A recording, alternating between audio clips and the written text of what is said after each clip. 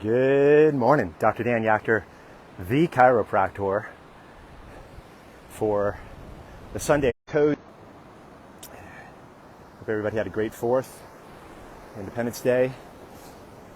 Start off by saying our prayers are going to go out to all the flood victims in Texas, young children.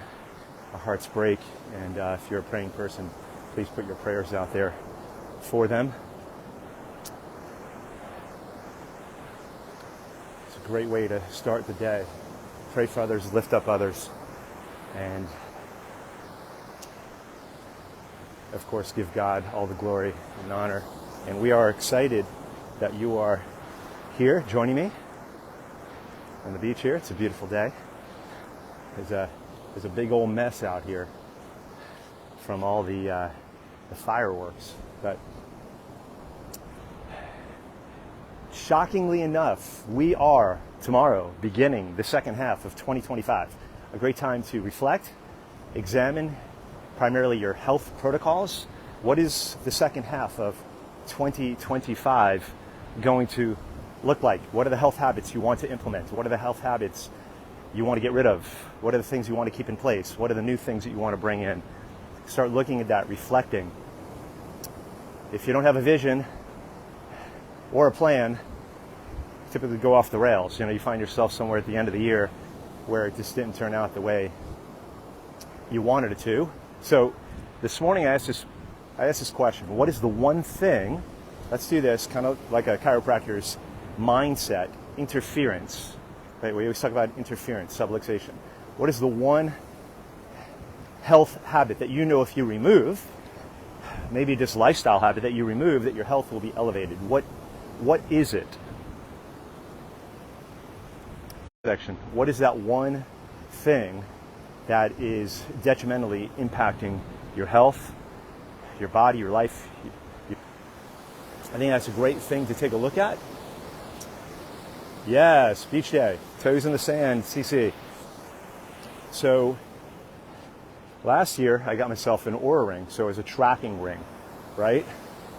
So prayer is powerful, but as the title of this live says, are you living on a prayer?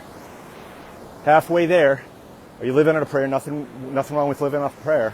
Prayer is the most powerful thing, but along with that prayer, do we have a game plan, and do we have action behind that game plan, right?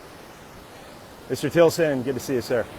So this is one of the ways that the Oura Ring, I track my health. A lot of people say they don't like the EMF, they don't like people tracking them, they don't like the possibility of their data getting sent up to a cloud and being tracked. And I understand that perspective, but I say, you know what, I don't care. Someone wants to look at my health data, I really don't care.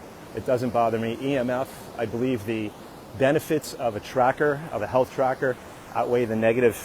So I'm willing to take the risk, and I'm willing to have that data because it allows me to have a dashboard in which I can correct, I could course correct, I can slip and check, and that's really what it's all about. And going to the second half of the year, how to improve. The only way you can improve your health is you have to be able to track it, monitor it, and if you can track and monitor it, then you can manage it. If you can manage it, you can improve it, you can make it better. You can end up at the end of 2025 healthier and stronger and better. But the thing I ask you today, what one negative habit that is having a detrimental impact on your health? What is the one thing that you can change, you can improve, you can modify, you can eliminate? On the tracker here, on the EMF tracker, on my Oura Ring that I'm wearing, I've had almost for a year. It's phenomenal. It tracks so many things: heart rate variability, body temperature, my sleep, my deep sleep, my REM sleep, the quality of sleep, the amount of time in bed, my resiliency score, my rating. Heart rate variability is phenomenal. My age gives me a quantification. It gives me a quantification of my health habits, my walking, my exercise, my movement. There are probably, I don't know, I haven't counted them up, but probably 50 different biometric data points that you get. And every day I can take a look at those, and I can manage them, and I can monitor them. And it's never a game of perfect. It is always slipping and checking. That's what the health game is. It's never a linear path. All right, you have a bad weekend, maybe you get off course of your movement, your exercise, maybe a week you miss an adjustment. You know, something gets you off course, but then you check and you get right back on that line. And that's the key that I always teach patients. You got to give yourself grace. You got to know that it's slipping and checking. That's what life is all about, especially the health game. You get off, who cares? You lost 30 pounds, you gained 5 back, who cares? As my coach, my son's baby, I'll quote Coach Tyrell, Joseph's baseball coach. You strike out, so what? Who cares? Next, right? That's the mindset. You move on. And checking's all about. That's what the health game is all about. So I ask you this: as we turn the corner to the second half of 2025, officially beginning tomorrow, negatively impacting health habit you're going to remove, right? What does that say? Good, yeah. So if you have a comment, make it. What is it going to be? What is it? Leave your comments here. Move. Get vitamin D, fresh air, movement, vitamin M, vitamin movement, and get rolling. And again, mark your calendars. Fixing Your Broken Brain Masterclass, taught by yours truly, July 15th. Everybody have a great Sunday, and we will see you next week. Appreciate you joining me. Dr. Dan Yachter signing off. God bless.